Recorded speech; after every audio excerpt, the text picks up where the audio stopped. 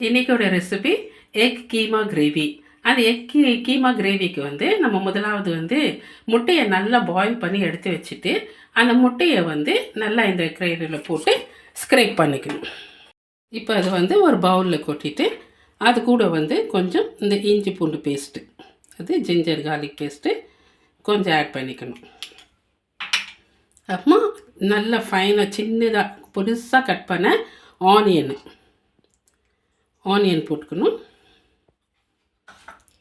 Next கொஞ்சம் salt, கடலை மாவு கொஞ்சம் போட்டுக்கணும்.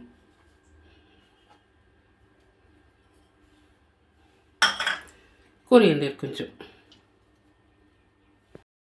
அப்புறம் ஒரு எக்கு,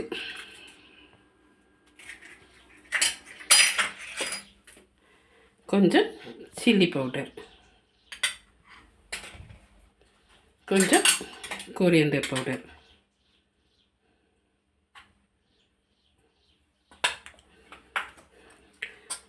கொஞ்சம் மஞ்சத்தூள், டர்மரிக் கொஞ்சம் போட்டுக்கலாம். போட்டுட்டு இதை நல்லா இப்போது 3 டொமேட்டோ எடுத்து அதை வந்து நல்லா கிரைண்ட் பண்ணிக்கலாம். இப்போது நெக்ஸ்ட்டு வந்து கொஞ்சோண்டு ஒரு சின்ன தேங்காய், அது கூட வந்து ஒரு சின்ன துண்டு பட்டை, ஒரு 2 லவங்கம், அது போட்டு நம்ம மிக்சியில் நம்ம வந்து நல்லா அரைச்சி எடுத்துக்கின தேங்காய். இப்போது 1 கப்பு கொஞ்சம் எண்ணெய் சேர்த்துட்டு ஆனியன் போட்டு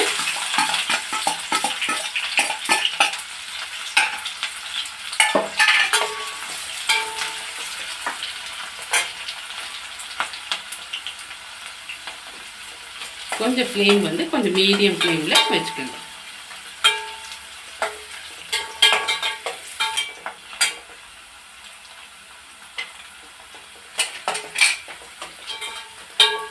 இப்போ இஞ்சி பூண்டு பேஸ்ட்டு அது கொஞ்சம் சேர்த்துக்கணும்.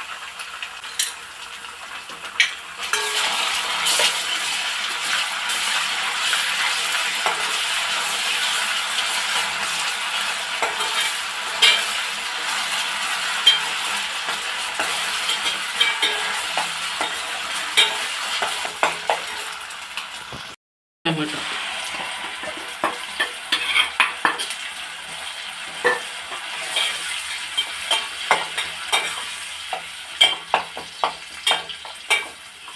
இது கூடவே கொஞ்சம் மஞ்சள்தூள்,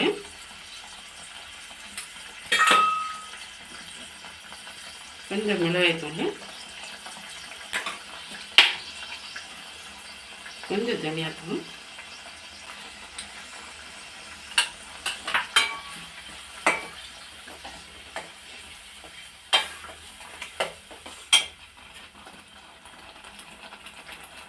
கூட கொஞ்சம் சால்ட்.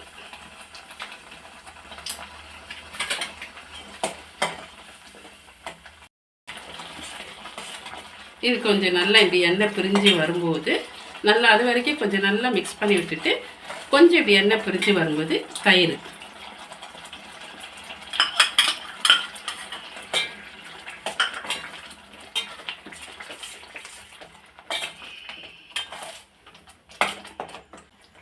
அப்புறமா நம்ம அரைச்சி வச்ச அந்த தேங்காய் பேஸ்ட்டு ஊற்றி